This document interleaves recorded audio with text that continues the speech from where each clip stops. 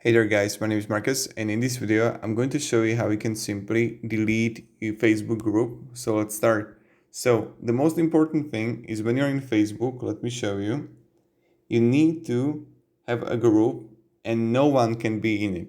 So this is really important. No one can be in your Facebook group. So that's the most important thing, right? So when you're gonna have it and no one is in a group, you want to go to Google Chrome and log in to Facebook through Google Chrome or Safari, not using Facebook application. Go to right top corner, then click groups, then click again groups. Groups you manage, you're gonna see the group that you want to leave, and then you wanna click more, and then view group info. And right here, you're gonna see leave group, but it's important, no one can be, you need to delete everyone, every single member in your group.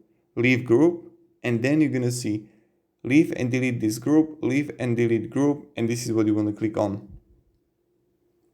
So, and that's pretty much it. So thank you very much everybody for watching. If you have any questions, guys, ask me down in comments, and have a great day and goodbye.